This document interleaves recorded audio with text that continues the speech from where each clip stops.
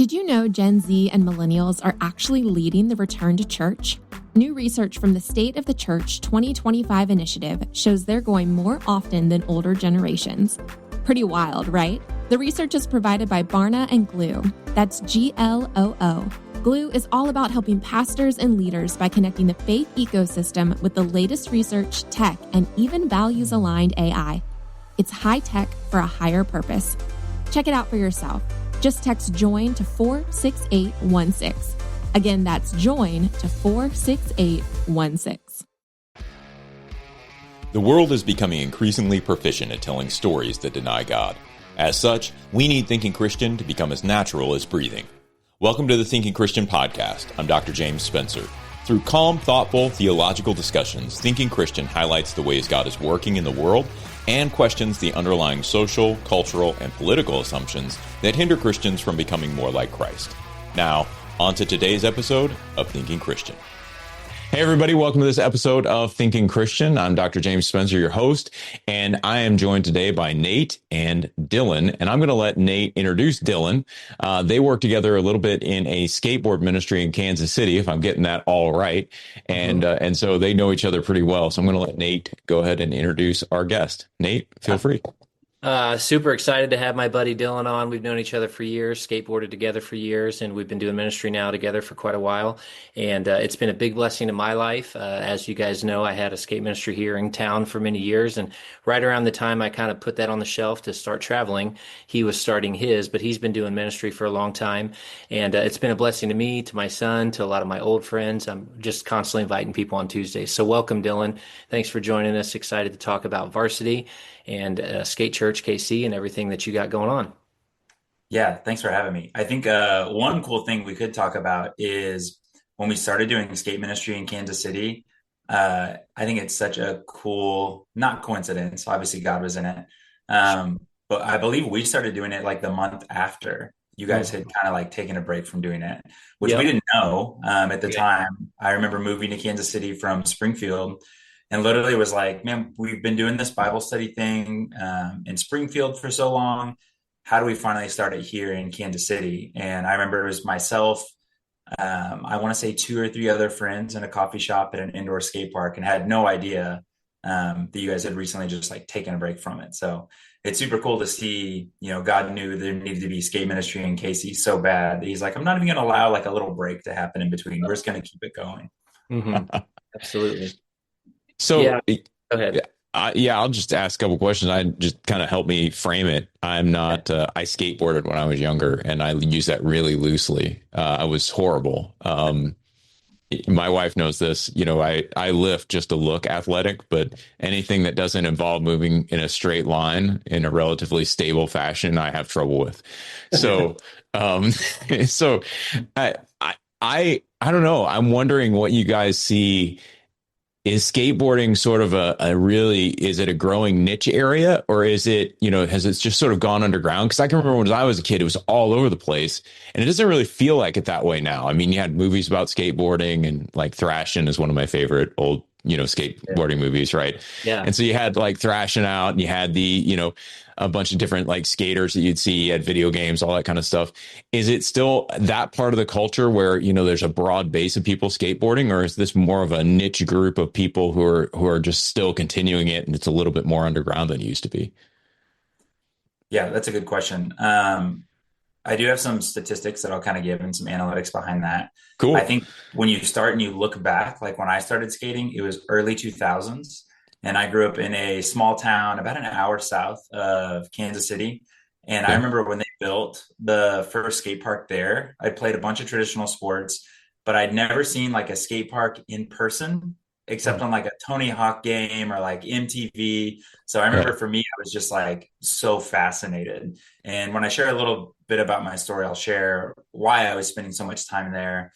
But when I think back then, I could tell another skateboarder in school by looking at their shoes. Mm-hmm. It was like me and like 3 other people, right? That were like, oh, you got on Etnies, you got on Vans, you have to skate.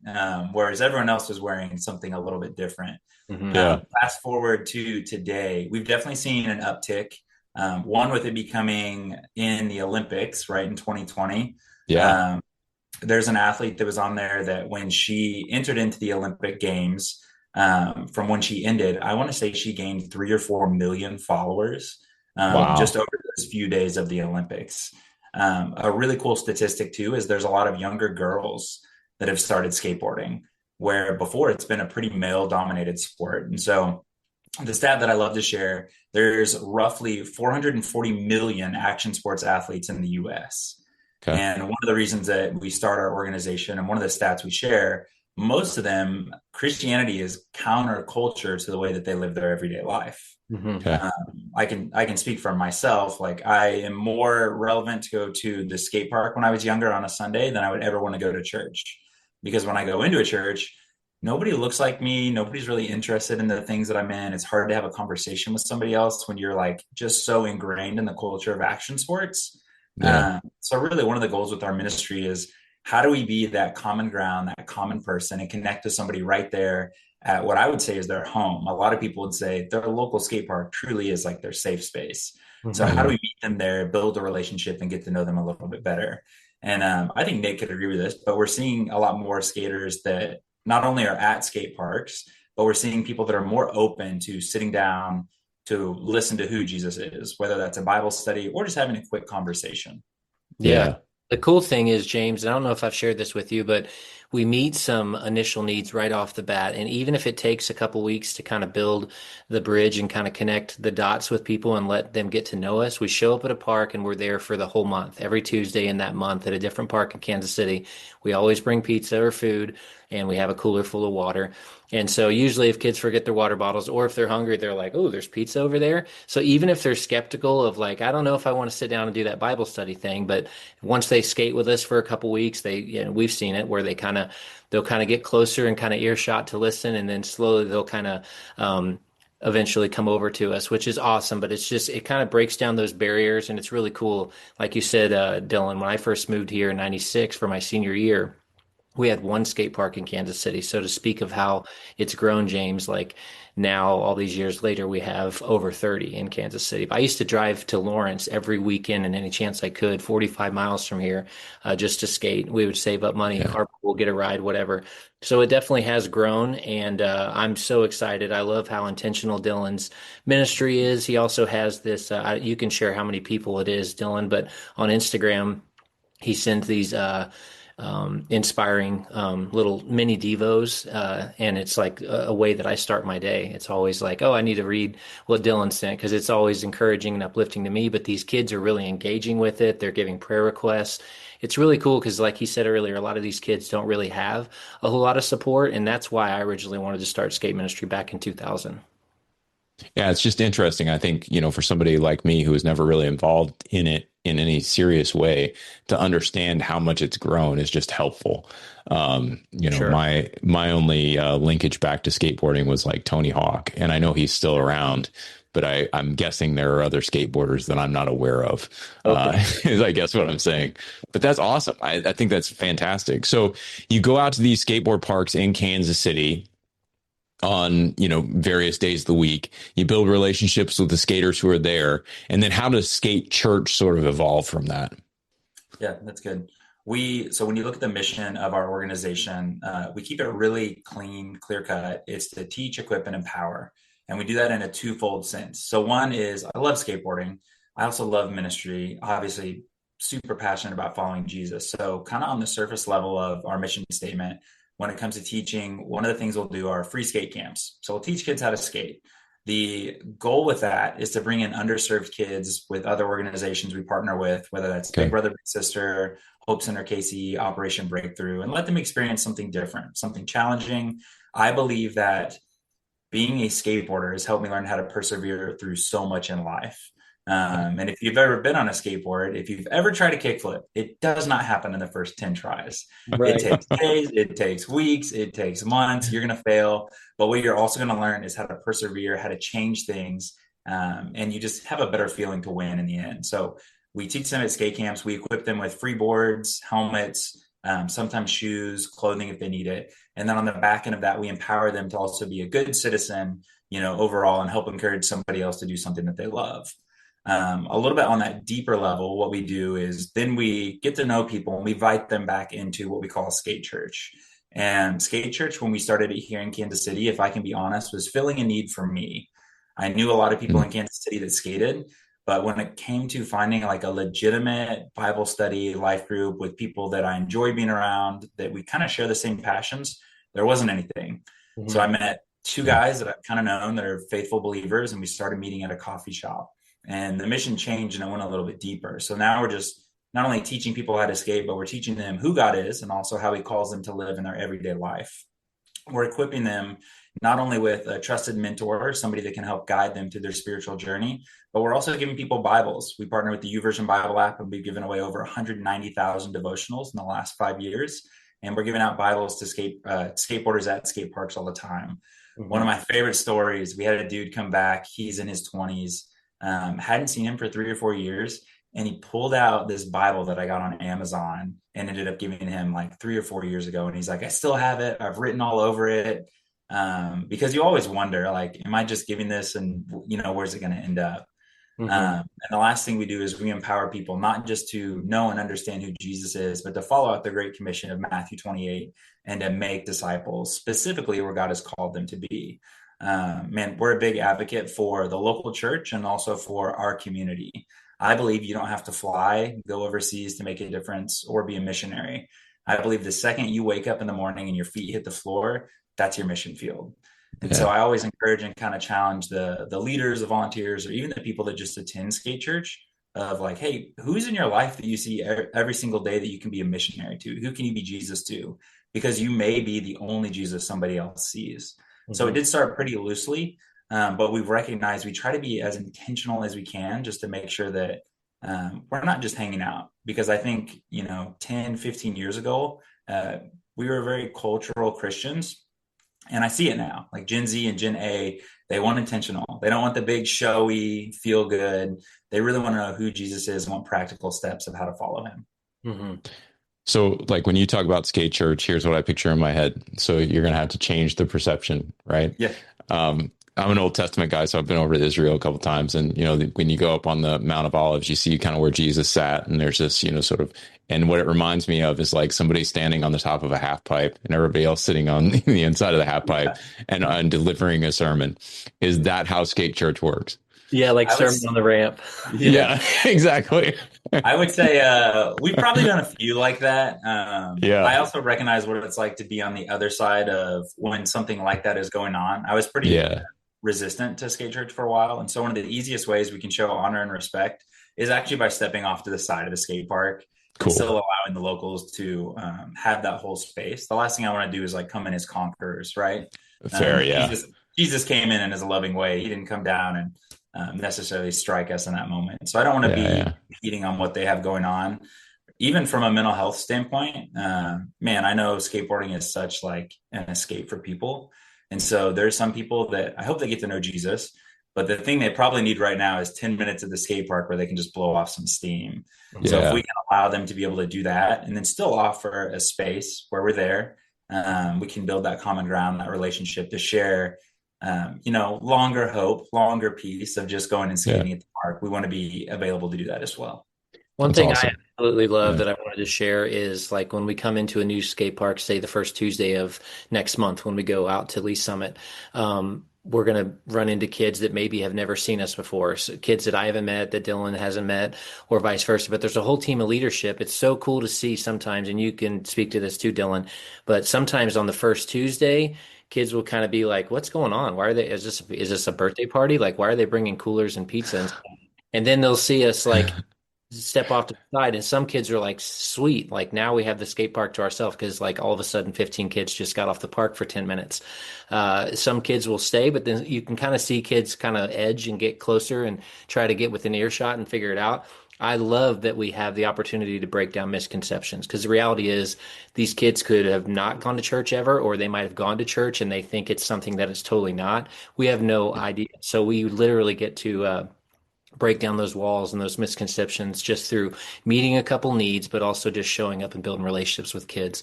And that's what fires me up. If I ever have to miss a Tuesday for work or something, I'm super bummed because it's like my favorite thing in the whole world. So I'm super grateful for Dylan and all that he does with his organization. And it's awesome. We're seeing God move. We're seeing relationships being built. So it's great. Well, I sort of get, so I'm interested, Dylan, you mentioned earlier, you were talking about, what skateboarding meant to you when you were younger. And I mean, I was never great at sports. Like I said, I'm not athletic at all, but I found weight training when I was 14. And I would speak about it in the same way you're speaking about the skate park. Like the gym was my home. Mm-hmm. I'd go there after school. I'd spend 2-3 hours there in the weight room. Like, you just lift, you get some of that stress out. You're enjoying yourself. Yeah, there's other guys there and you're hanging out and you're bantering or whatever. But it was really just a solo activity for me to get away from everything and do something that I was enjoying. And it sounds like that's kind of what it was for what it is for a lot of, what skating is for a lot of kids now. But I'm wondering what your experience was with that, why skating was so crucial for you. Did you know that Gen Z and millennials are leading the resurgence in church attendance? That's right. New research out from Glue and Barna as part of the State of the Church initiative shows that Gen Z and millennials are now attending church more regularly than older generations. This is a historic reversal in church trends. And Glue, spelled GLOO, is at the center of all of this. They're the technology platform for the faith ecosystem, connecting you with the latest research, technology, and values-aligned AI that supports churches, and ultimately, human flourishing. Glue is on a mission to serve those who serve, the pastors, leaders, publishers, and more in the faith ecosystem. That's high tech for a higher purpose. You can stay up to date with everything happening at Glue and across the entire faith ecosystem by texting JOIN to 46816. And when you text today, they'll send you the latest research from Glue and Barna about this historic church trend. Again, that's the word JOIN to 46816. The Bible tells us, I will bless those who bless you. That's not just a nice sentiment, it's biblical prophecy. And it's a commandment from God, it's a calling, and right now we're called to act. The teachings of the New Testament are deeply intertwined with the Hebrew Scriptures. As Christians, we are called to honor and respect this shared heritage. The Apostle Paul reminds us in Romans 11:18, do not consider yourself to be superior to those other branches. If you do, consider this. You do not support the root, but the root supports you. Supporting the people of Israel is more than a belief. It's a biblical mandate.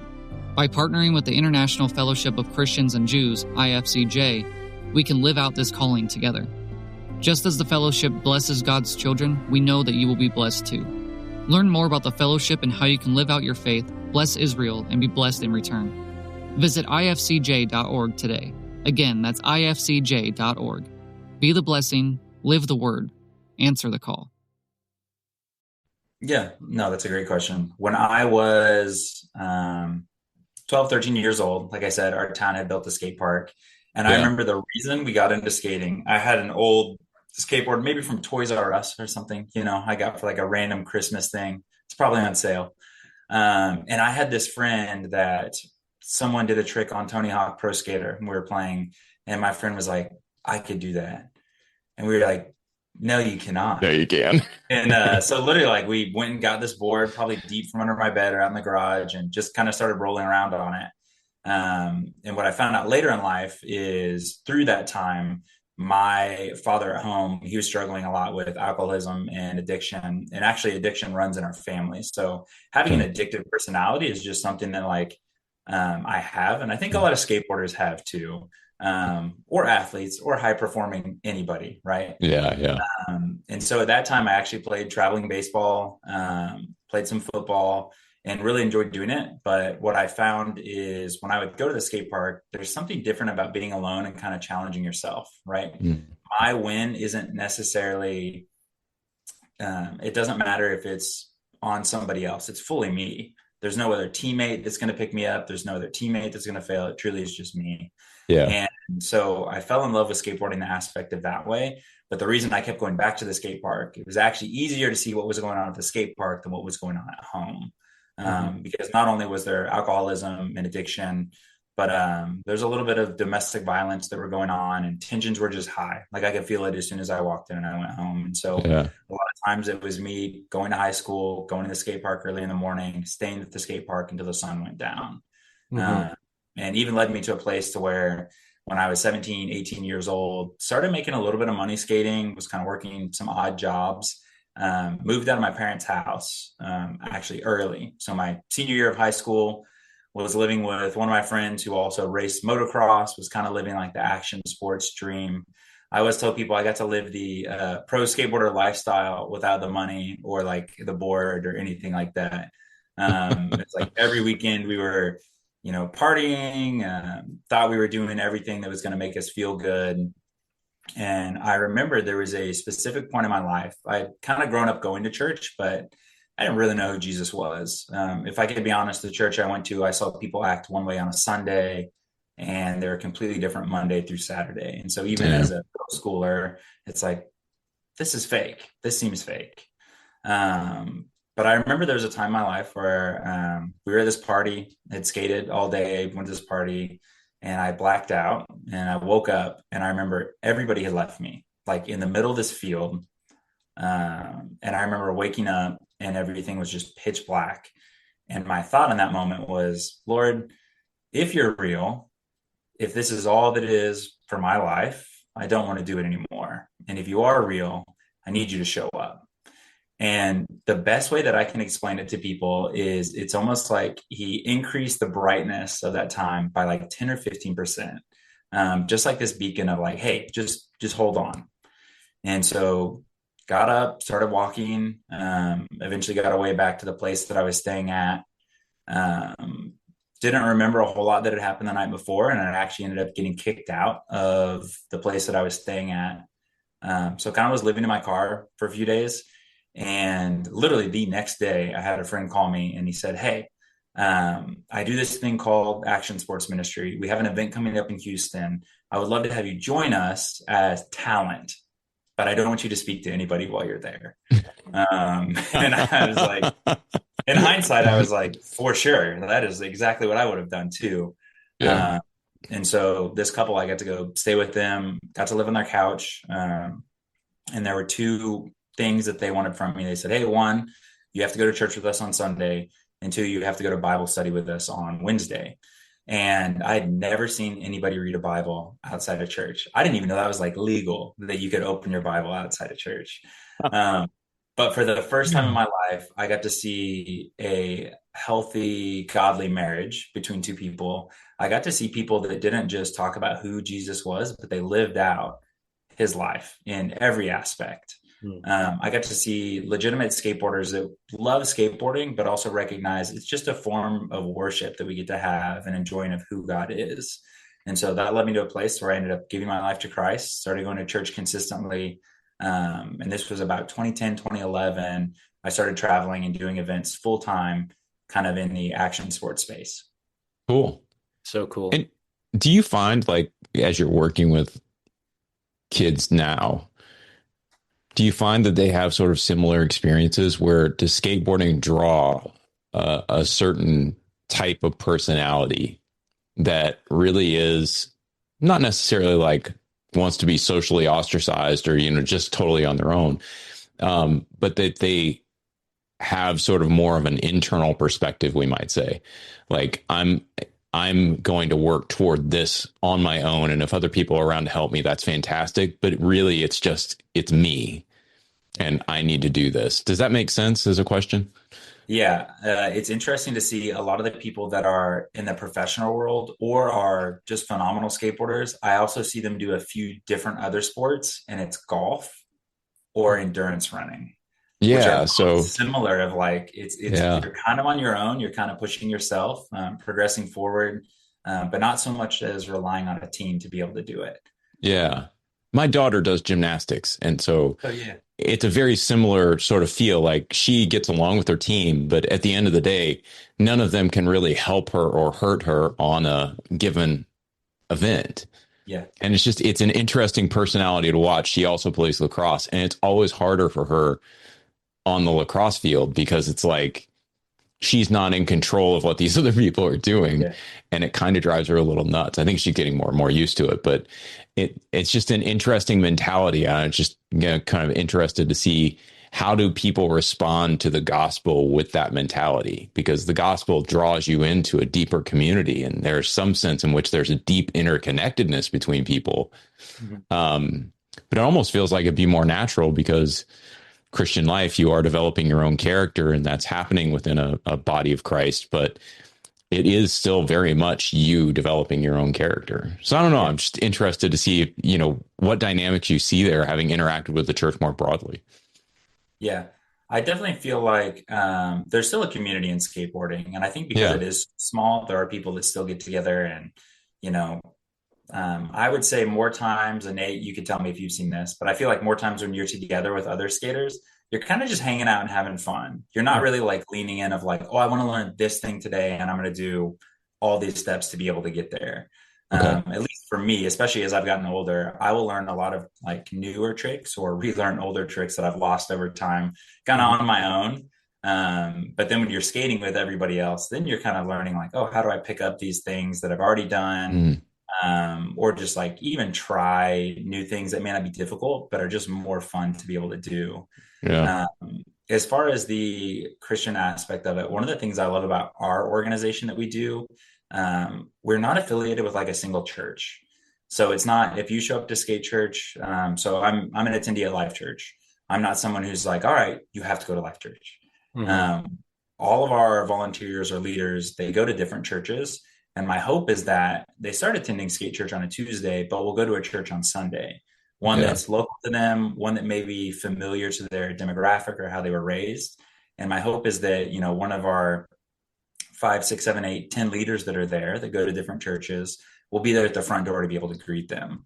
And so it does kind of take them from that. Yes, you're going to grow in your own faith individually, right? It's your own relationship with Jesus.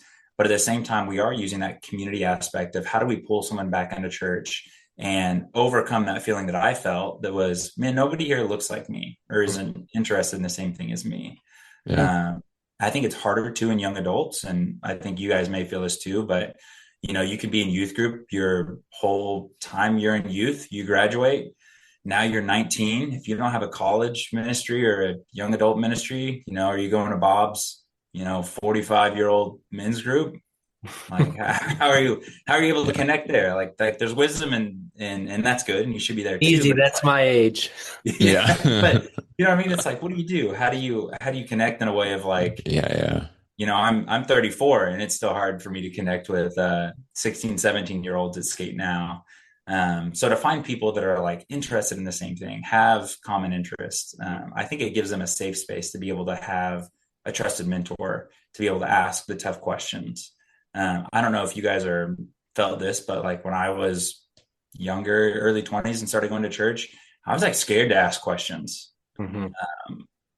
Because I felt like if I asked a question out of the Bible that I didn't know or understand, I would be met with the response of, oh, I don't think you have enough faith.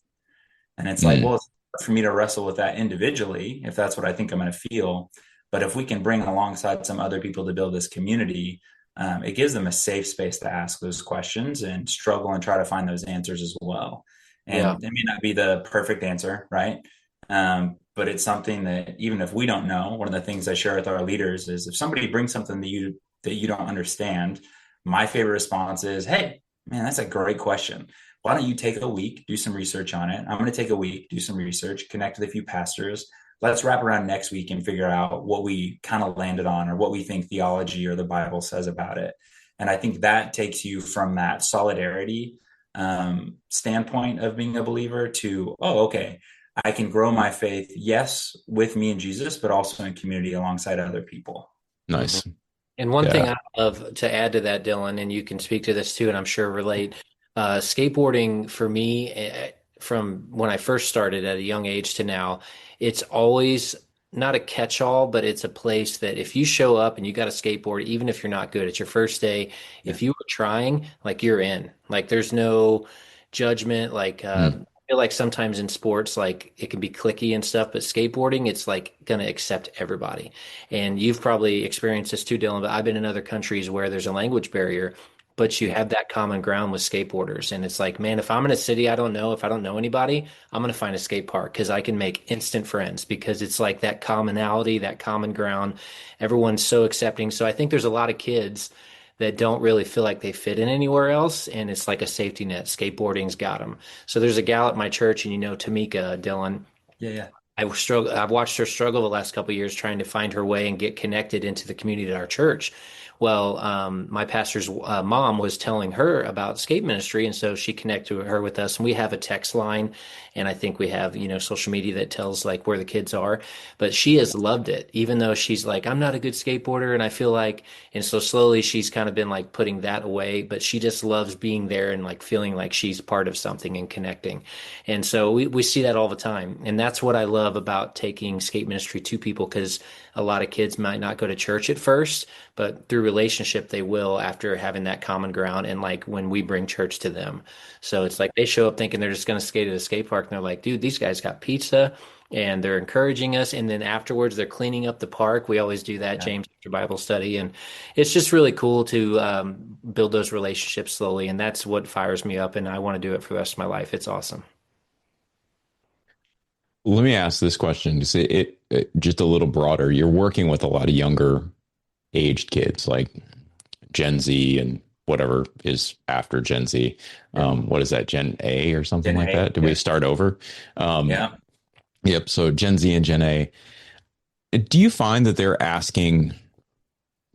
I think there's this perception a lot of times that Gen Z and Gen A are asking different questions than previous generations asked when they were like 16, 17, 18.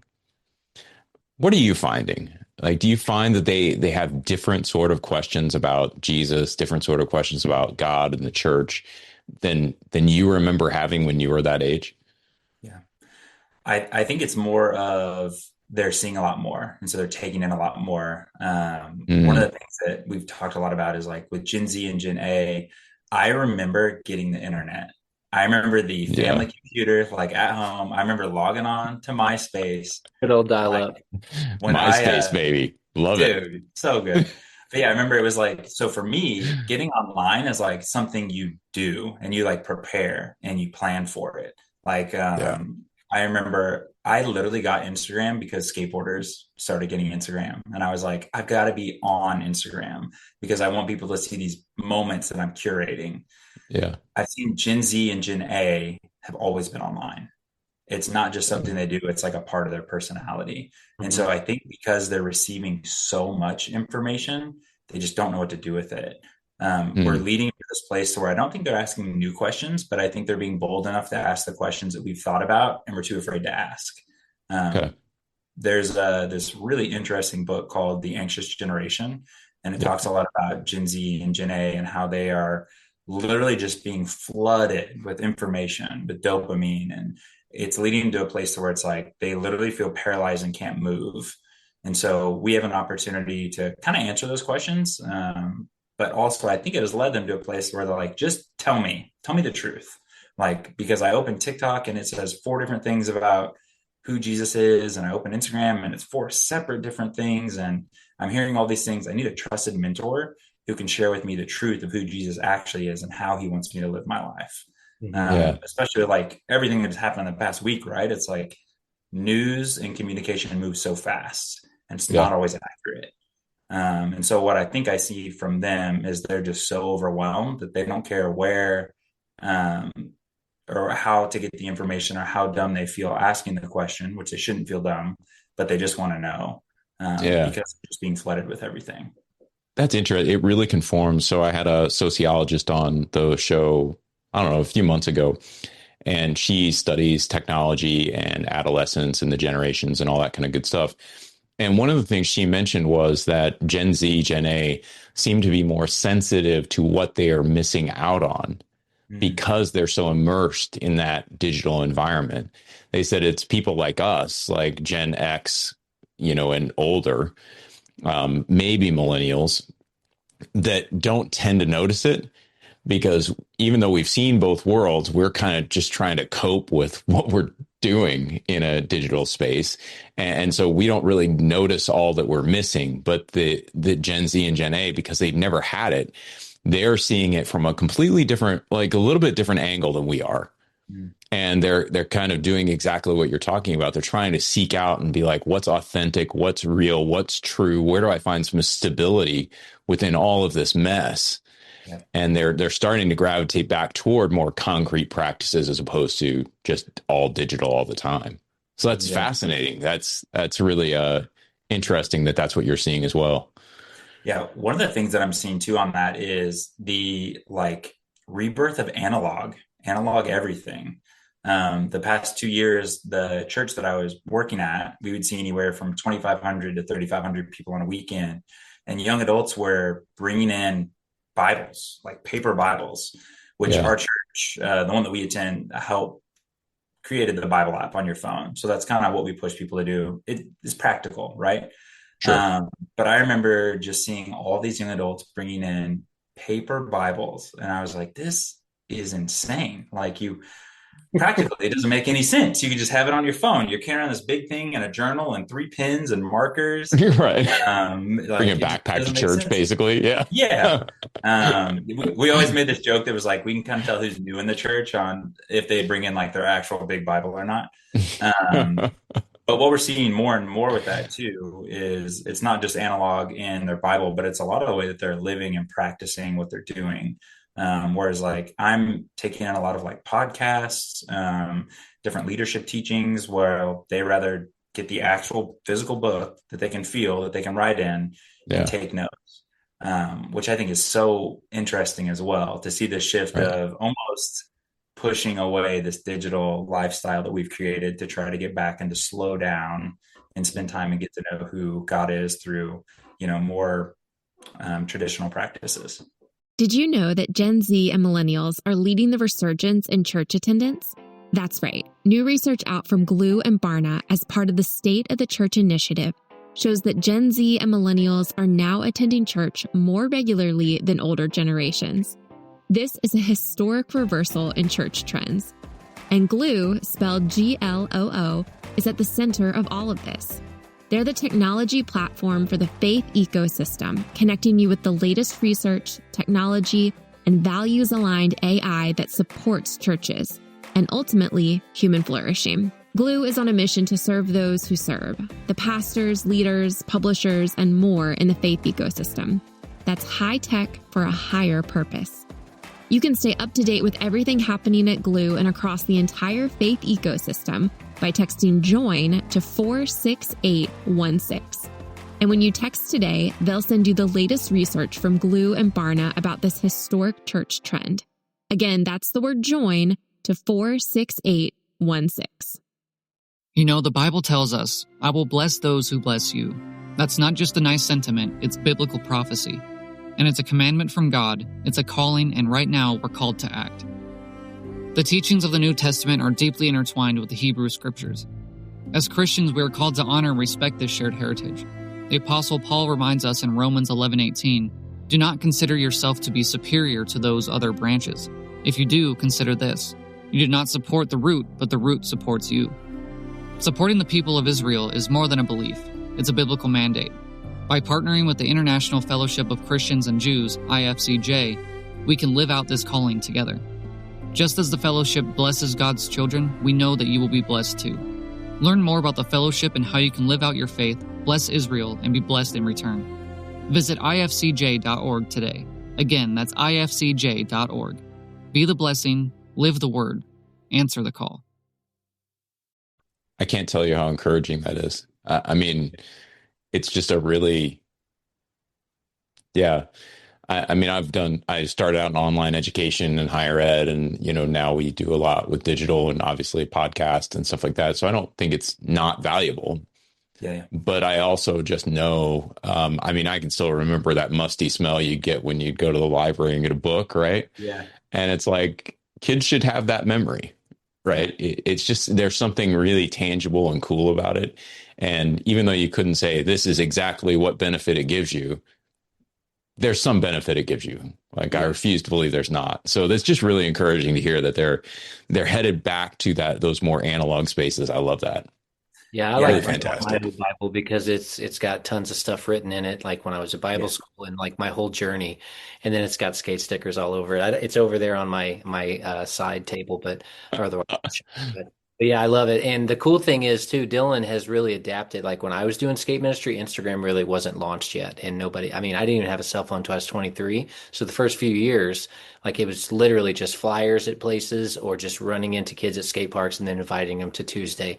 But like Dylan has fully embraced and done an amazing job. Even me at my age, like I'm encouraged every single day by his little thing that he sends us. And then, I'm seeing the community starting to build, people asking for prayer, yeah. um, and just connecting on a deeper level, which kids need, like we said, because otherwise they're just going to be out there in digital land, like, consuming all the other things. So it's nice to kind of disrupt and break that up. And how many people do we have, Dylan? Like, you've said the number before. We have a lot of Yeah, people.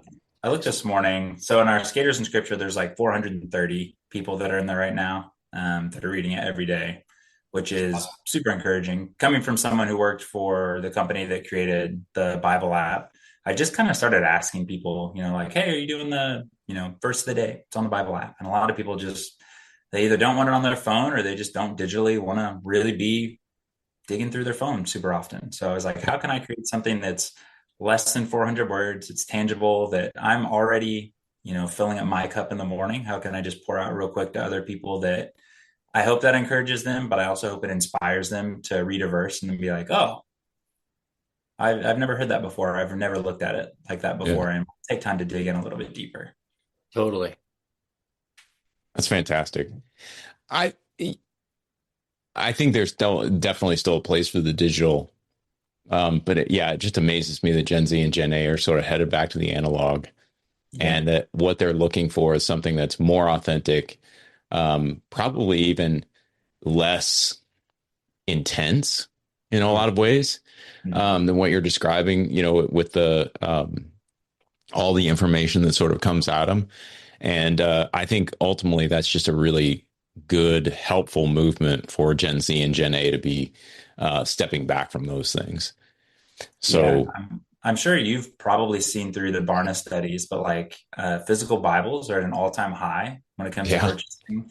And then another one that I love, and we're really trying to looking at as skateboarding, we're seeing more females in it, but it's still a male-dominated sport. Is Gen Z males are leading the way and going back to church, yeah, which is one of the yeah, first generations in I don't know how long where men are leading the right. way. And so it's shifting the way that we should communicate with people. One, if you're a pastor and you're talking to your church, it used to be, okay, I'm speaking to the woman to bring her husband, into church. And I think of so many people that I know whose wife is the one that kind of brought them back into church. But it's helping me kind of shift my perspective to these young adults and even some of these, mid 20s, early 30s. All right, now I should be communicating kind of to the men of what it looks like to bring your family with you into skate church or just into church in general. But yeah, I'm super and just encouraged by that. And Mm, then just always trying to navigate with those studies too of like, how should we be communicating? Who's the one person we should be communicating to?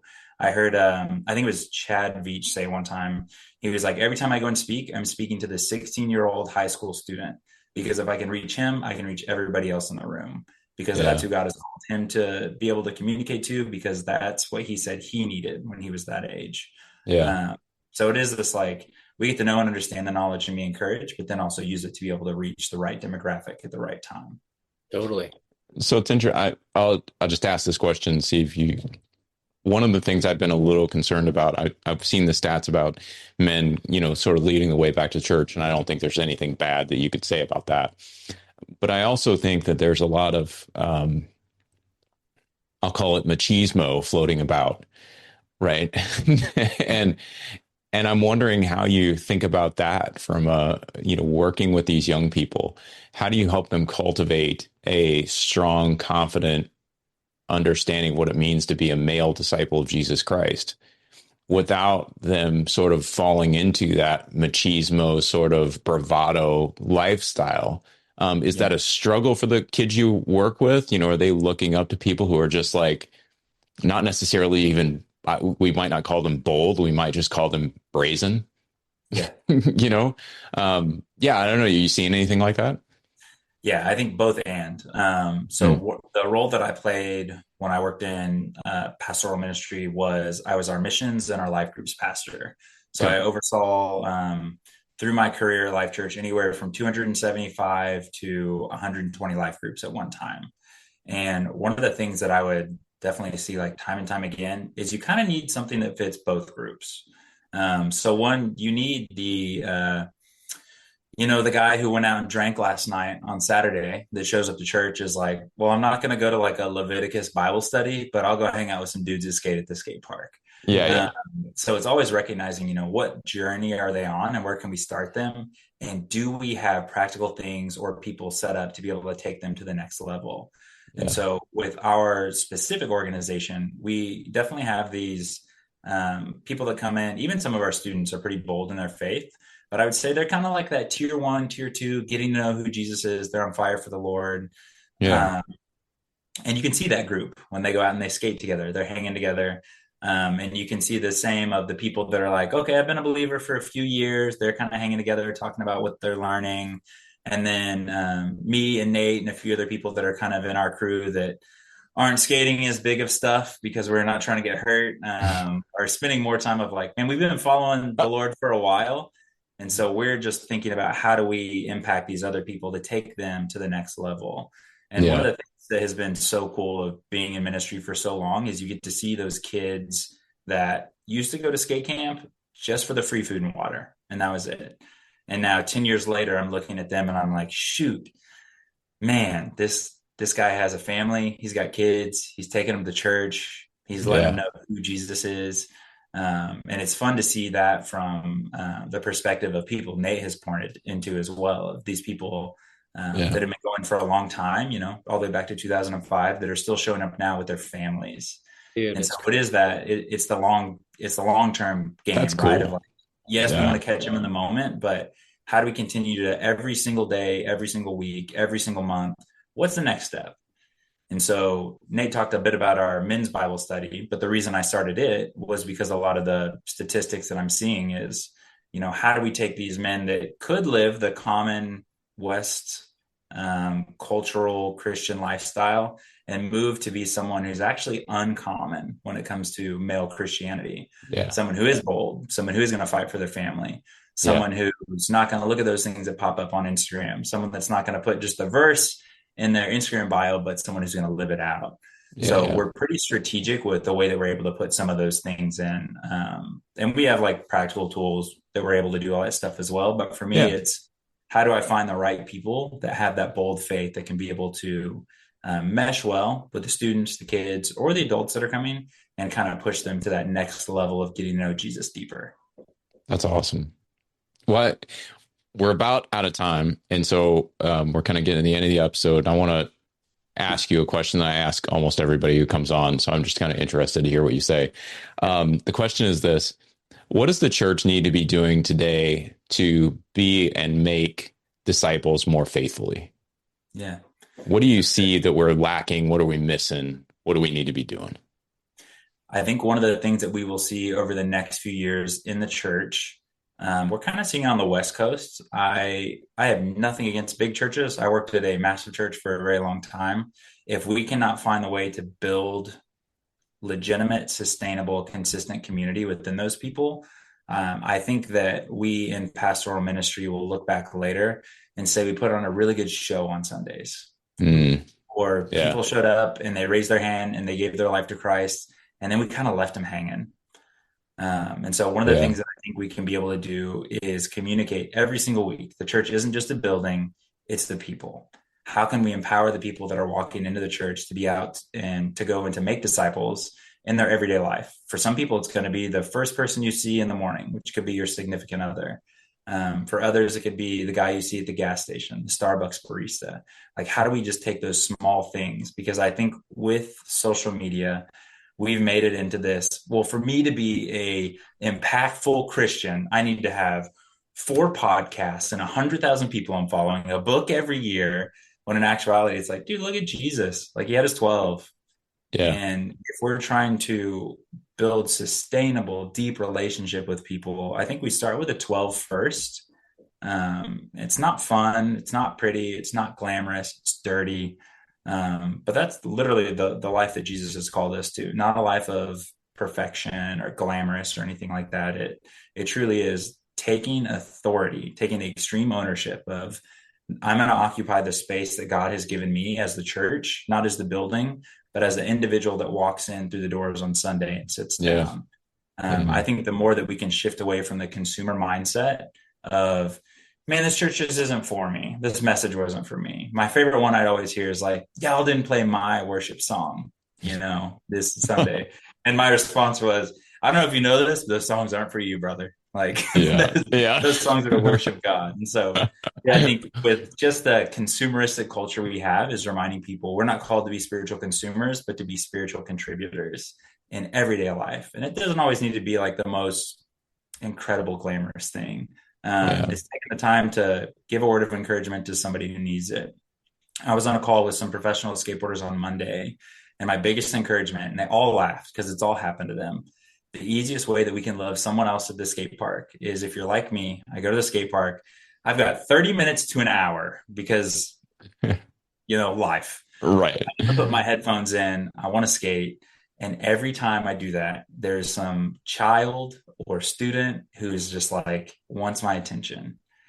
And in those moments, we recognize we as the church, we are called to be disruptible. And so just taking a moment and saying, hey, what's God calling me to do in this moment? How can I actually be the church, not just on a Sunday, not just someone that goes to the church, but is a church Monday through Sunday? And that's something I want to share this real quick before we get into, but another part of our ministry that we just started, and we're going to do a lot more communication with it, is recognizing we're called not just to addition, but to multiplication. And so earlier this year, we started something called Skate Church Network, and it's a way for us to help empower other people that want to start a similar organization that we have. Nice. The years we've been doing this, I'll have people that will ask like, hey, we love what you're doing. How do we do this where we're located? And so we've created this network of people that share resources, have strategy, and then a digital community. Right now we have 23 organizations in 16 states and 2 countries. And it's just this reminder of like, not all of them are in full-time ministry, not them, all of them are getting paid to do it, but it's them saying, I want to be a contributor to what God has called me to do. I've got 2 hours on Tuesday night. I can sit in front of the TV and watch whatever brain rot they're going to play, or I can actually go out in my community and make a difference. And one is so much more rewarding than the other one. It may feel like more work. And Nate, I'll say this and don't repeat it, but there are Tuesday nights where I'm like, I don't know if I have it in me to go. Like, I've worked all day. I've been doing this for close to a decade. Every single time I leave, I'm like, oh yeah, this is why we do it. This is so rewarding every single time. What else would I have done? Right. I want to get to the end of my life and be able to look at Jesus and say, man, I recognize as many opportunities as I could that you put in front of me. And I hope that as I was able to do something that mattered and made a difference, even in just one person's life. If one person's life is eternally different because of me, that's a win. Yeah. That's cool. I could jump in and say something too that I know Dylan won't say about himself, but he is very gifted with digital stuff. Him and his wife are amazing. Like, they've really built something that's super creative. I think it's dynamic. So we'll put in the show notes, but follow Varsity Skateboarding, follow Skate Church KC, but get involved. Anyone that's listening to this, even if you don't live in Kansas City, you can be part of that network. You can be inspired to reach out in your community. But Dylan does a lot of videos for a lot of extreme sports companies, and he's just really gifted in the digital space. So sometimes you tell people, oh yeah, follow this person, but in the back of your mind, you're like, it's not really.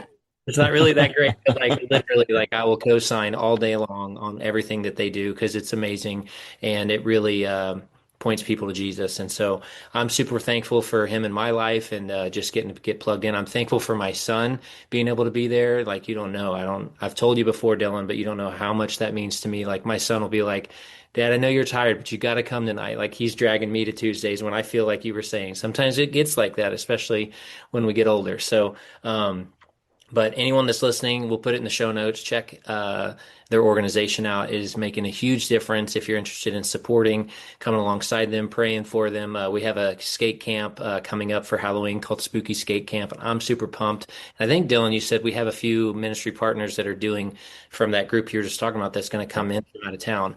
So it's just exciting. I love seeing what God's doing, and I can't wait for what the future holds. Very cool. Well, Dylan, this has been great. Thanks for being here. Thanks for all the work you're doing. It sounds like a fantastic ministry. Obviously, Nate is endorsing it. He's been involved.